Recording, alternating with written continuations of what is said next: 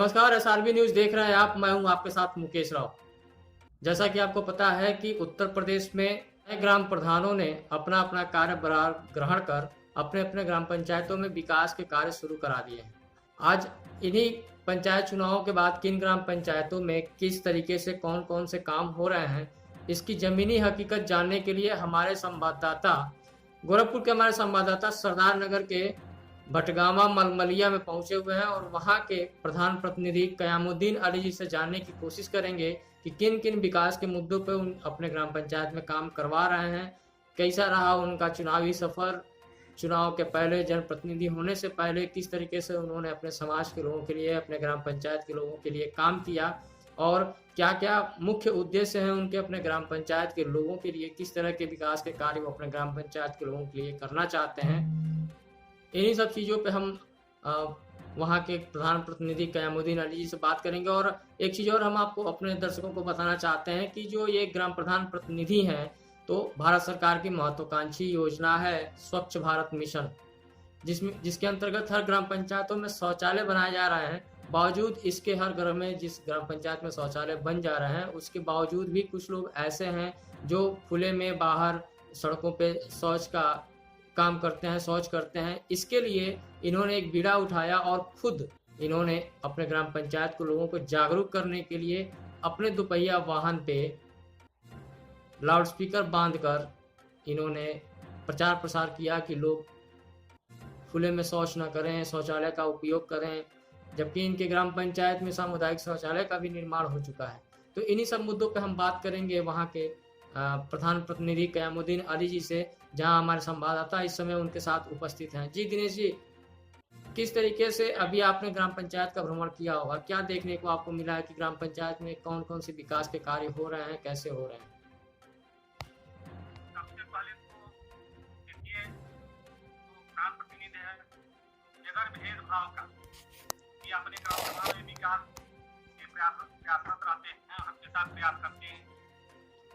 और किसी भी मजहब का कोई भी परिवार हो, अगर इनके पास आई, इनको जानकारी हो जाती है कि यह परिवार इस तरह से दुखी है, उनको आर्थिक सहायता करने में इनका योगदान रहता है। और आइए इससे हम बात कराते हैं। प्रधान जी, जैसा कि अभी आपने अपना परिचय दिया और आपने बताया, तो सब चीज जानना चाहते हैं आपसे कि जो आप इस बार प्रधान प्रतिनिधि हैं, प्रधान के चुनाव आपने जीता है, तो क्या इसके पहले आपकी राजनीतिक पृष्ठभूमि क्या रही है? इसके पहले भी आपने किसी प्रकार का चुनाव ग्राम पंचायत में लड़ा है या पहली बार में ही आपको सफलता मिली? इसके पहले हम कभी सोचे भी नहीं थे कि हम कभी ग्राम प्रधान या किसी पॉलिटिक्स में आएंगे। बस ये था, लोगों ने सपोर्ट किया कि आप इस बार प्रधानी का चुनाव लड़िए, हम लोग सपोर्ट करेंगे। और पहले प्रयास में ही अच्छे वोटों से हमको जिताया और कोशिश करूँगा। जी प्रधान जी, जैसा कि अभी बात हो रही थी आपके ग्राम पंचायत में ओडीएफ के कार्य की, तो जो आपने ओडीएफ के लिए लोगों को जागरूक करने का बीड़ा उठाया था, ये आपके दिमाग में कहाँ से आया कि हमको इस तरीके से लोगों को जागरूक करना चाहिए? क्योंकि हर ग्राम पंचायत में ग्राम प्रधान है, हर ग्राम पंचायत को ओडीएफ करने का भारत सरकार ने और प्रदेश सरकार ने आदेश दिया है और अधिकतर ग्राम पंचायत ओडीएफ हो रहे हैं, लेकिन उसके बावजूद भी लोग खुले में शौच कर रहे हैं, लोगों को समझ में नहीं आ रहा है। तो किस तरीके से आपके दिमाग में आया कि हमको अपने ग्राम पंचायत के लोगों के लिए इस तरीके से जागरूकता का कार्यक्रम करना चाहिए? इसके लिए सर हम एक दिन गए थे बगल के एक ग्राम सभा में, जहाँ पे गंदगी बहुत सारी थी सड़क के किनारे। तो वहाँ देख के मतलब बड़ा अजीब लग रहा था कि कैसा क्या है व्यवस्था। तो रात को मैं आया घर पे, तो दिमाग में ऐसे चल रहा था कि अगर मेरा ग्राम सभा अगर गंदगी मुक्त हो जाए तो अच्छी बात रहेगी। तो रात को ही मैंने मैसेज डाला ग्रुप में, अपने सारे लोगों, जो ग्रुप में जुड़े हुए ग्राम सभा के जितने भी लोग हैं लगभग, कि गंदगी अब सड़क पे कोई नहीं करेगा। अगर जिसके पास शौचालय नहीं है वो हमको बताए, शौचालय हम बनवा रहे हैं। उसके बावजूद यहाँ पे सुलभ शौचालय बना हुआ था, वो बंद पड़ा था। उसका जो भी मेंटेनेंस था मैंने वो करवा के दूसरे दिन ही उसको चालू करवाया। और सवेरे 4 बजे हम लोग अपनी टीम लेके सफाई कर्मियों के साथ अपने सड़क के किनारे घूमते थे हम लोग, कि कोई भी मिलता था उनको समझाते थे कि आप लोग गंदगी मत करिए, अच्छी बात नहीं है, बीमारियाँ फैलेंगी और ग्राम सभा की बेइज्जती होती है। तो लोगों को ये बात हम समझ में आया। उसका नतीजा ये है कि मेरे ग्राम सभा में सड़क के किनारे आज कोई भी किसी प्रकार की गंदगी नहीं मिलेगी आपको देखने के लिए। जी प्रधान जी, जैसा कि अभी हम अपने दर्शकों को दिखा रहे हैं, इस समय आपके ग्राम पंचायत में जैसा कि आप तस्वीरों में देख सकते हैं कि वहाँ बाउंड्री वाल का निर्माण हो रहा है। तो ये किस तरीके के बाउंड्री वाल का निर्माण हो रहा है आपके ग्राम पंचायत में? ये बाउंड्री वाल का निर्माण जो है ये जल जीवन मिशन योजना के अंतर्गत जो है ये पानी टंकी बनना था। तो ये काफ़ी दिनों से ये चल रहा था कि बनेगा। पिछले बार में जो भी प्रतिनिधि थे उन लोगों ने ध्यान नहीं दिया। तो इस बार जैसे ही हमको पता चला तो हम अपने पूरे प्रयास से कि ये पानी की टंकी बन जाए, ग्राम सभा के लोग लाभान्वित हो।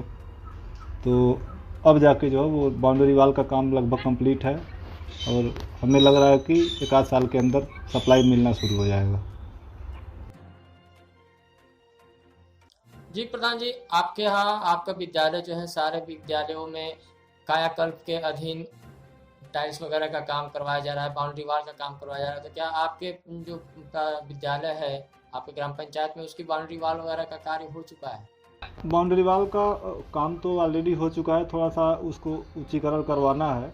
और यहाँ पे शौचालय की जो है काफ़ी जर्जर अवस्था में था, उसको अभी काम उसका चल रहा है, लगभग फाइनल पे है। और इसके पहले बच्चे जो है प्राइमरी विद्यालय पे आने के लिए कतराते थे, क्योंकि सुविधाएं नहीं मिलती थी उतनी अच्छी। एमडीएम का जो व्यवस्था था वो भी मतलब कुछ खास नहीं कर सकते थे। लेकिन जैसे ही जब से ग्राम प्रधान हम लोग को बनाया गया, हम लोग डेली जाके विद्यालय पे चेक करते हैं क्या बन रहा है क्या नहीं बन रहा है, या विद्यालय पे जो भी मेन्यू लगा हुआ है उस मेन्यू के हिसाब से ही एमडीएम बनता है। इससे बच्चे भी खुश हैं, उनके अभिभावक भी खुश हैं, पढ़ाई भी ढंग से हो रही है। ये आपके यहाँ जैसे मनरेगा का कार्य भी होता होगा, मनरेगा में तो हम जानना चाहेंगे कि कितने लोगों को मनरेगा के तहत आपने ग्राम पंचायत के लोगों में कितने लोगों को आपने मनरेगा के तहत अपने गांव में रोजगार दिया है? इसके पहले भी, बारिश के पहले तो लगभग 150 से 200 लोग मनरेगा में काम कर रहे थे। और इस बार जो है अभी 60 से 65 लोग अभी फ़िलहाल काम कर रहे हैं, जिसमें महिलाएं ज़्यादा हैं। वर्तमान समय में 60 से 65 मनरेगा कर्मी काम कर रहे हैं आपकी ग्राम पंचायत में। जी प्रधान जी, एक चीज़ और आपसे जानना चाहेंगे कि जैसा कि सुनने को आया है आप अपने ग्राम पंचायत में जैसे आप लोगों की शादियां कराते हैं, शादियों में लोगों की मदद करते हैं, उस समय आप जाति धर्म से ऊपर उठकर इस कार्य को करते हैं और तमाम लोगों की आपने सहायता की है। तो हम जानना चाहेंगे आपसे कि कितने लोगों को आपने अभी तक इस तरीके की सहायता प्रदान की है अपने ग्राम पंचायत में आसपास की जगहों? अब देखिए, मानवता हमारे लिए सर्वोपरि है, उसमें जात पात का तो कोई बात ही नहीं है। सबसे पहले चीज़ तो अभी ये राजनीतिक का कोई हमारे लिए कोई वो नहीं था कि कभी राजनीति में आएंगे। एक सेवा भाव से थे शुरू से ही और अब तक हैं, तो गिनती तो नहीं कर सकते हैं। लेकिन हाँ, जो भी व्यक्ति मेरे यहाँ आया हुआ है, चाहे किसी के घर में कोई कैजुअलिटी हो गई, या क्रियाक्रम है, या शादी विवाह है, या महायज्ञ हो रहा है, या कोई पूजा हो रहा है, तो जितना संभव मदद रहता है मैं करता ही करता हूँ। चाहे वो मेरे ग्राम सभा के अंदर का हो व्यक्ति या ग्राम सभा के बाहर। यहाँ तक कि मैं अपने ग्राम सभा या ब्लॉक के बाहर के भी लोगों का मैं मदद करते आया हूँ। और इस साल हम आपसे जानना चाहेंगे कैमुद्दीन अली जी कि आपने लोक सेवा के लिए कहते हैं कि हम राजनीति में आए हैं, तो हम जानना चाहेंगे कि आपके द्वारा जो राजनीति में कदम रखा गया है, किस सोच के आधार पे आपने, क्या सोच के इस ग्राम पंचायत की राजनीति में आपने अपना पैर रखा और क्या करने का मन था आपके?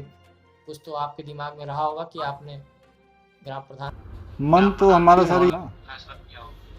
सर हमारा ये है कि इसके पहले जो भी ग्राम प्रधान या प्रतिनिधि होते थे तो सबका एक ही रोना था कि बजट नहीं है, ये काम नहीं हो पाया, यहाँ से इशू हो गया। लेकिन जब से हम हुए हैं, हमारा प्रयास ये है कि ग्राम सभा में जो सड़कें हमारे यहाँ ख़राब हैं वो सड़कें अच्छी तरीके से बन जाए।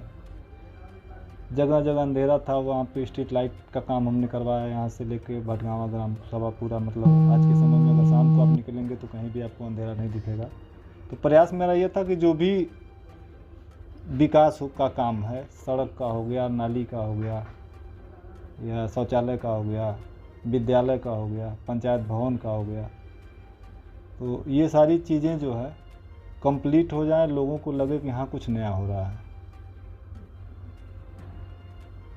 जैसे जब आप चुनाव मैदान में उतरे होंगे तो तमाम वायदे आपके जो विपक्षी रहे होंगे, विपक्ष में जो चुनाव लड़ रहे होंगे, उन लोगों ने भी तमाम वादे किए होंगे, तमाम विकास के नारे दिए होंगे, तमाम विकास के कार्य कराएंगे, इस तरीके के वादे किए होंगे। तो आप भी लोगों के बीच में गए होंगे, आपने भी अपनी बात रखी होगी कि किस तरीके के विकास के कार्य आप लोगों के लिए कराना चाहते हैं। तो जब आप लोगों से वोट की अपील करते थे तो उस समय किन किन विकास के मुद्दों की बात आप अपने ग्राम पंचायत के लोगों से करते थे?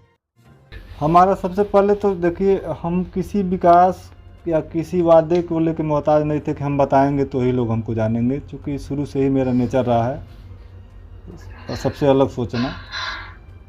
और मैंने ये कहा था कि अगर मैं ग्राम प्रधान बनूंगा तो गांव की जो सड़कें हैं या जो लोगों की आम समस्याएं हैं, जो हमसे संभव है, जितना काम होने वाला है वो मैं करवाऊंगा।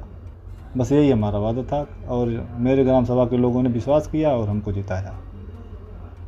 तो अभी तक जो भी विकास के मुद्दे आपके दिमाग में घूम रहे थे पंचायत चुनाव से पहले, तो हम जानना चाहेंगे और अपने चैनल के माध्यम से अपने दर्शकों और आपके ग्राम पंचायत के लोगों तक हम ये दिखाना चाहते हैं और बताना चाहते हैं कि आपके दिमाग में किन किन विकास के मुद्दों पर भविष्य में काम कराने की योजना आप बना के रखे हुए हैं कि अपने ग्राम पंचायत के लोगों के लिए कुछ तो आपने सोच के रखा होगा कि किन किन विकास के कार्यों पर आप कार्य करेंगे।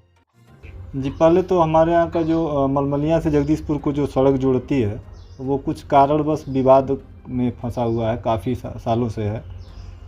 तो गांव के लोगों को बड़ा ही समस्या है आने जाने के लिए। मैं 5-6 बार प्रयास कर चुका हूं, लेकिन अभी तक सार्थक कुछ नहीं हो पा रहा है।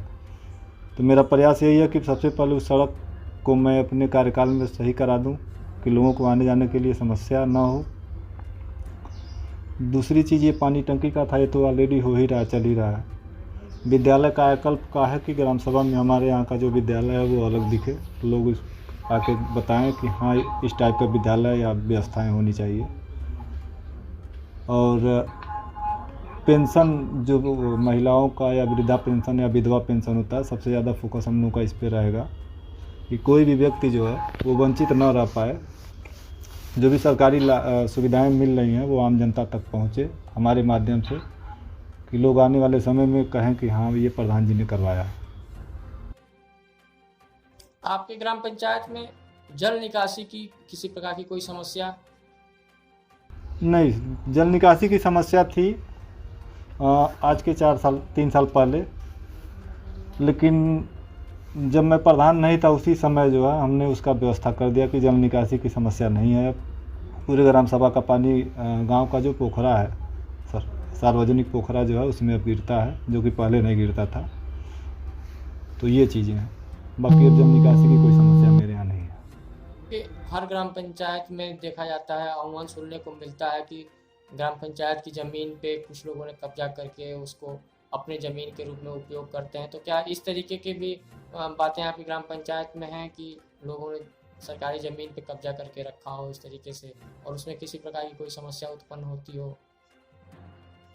नहीं, उतना तो नहीं है हमारे यहाँ, मान के चलिए 5 से 10% ही होंगे। ऐसी कोई समस्या है नहीं। अगर ऐसी कोई समस्या होगी तो प्रशासन से मदद ले ली जाएगी। अभी इस टाइप की कोई समस्या नहीं है हमारे यहाँ। कार्यक्रम में जुटने के लिए और हमसे बात करने के लिए हम अपने पूरे चैनल की तरफ से आपको बहुत बहुत धन्यवाद देते हैं क़यामुद्दीन अली जी।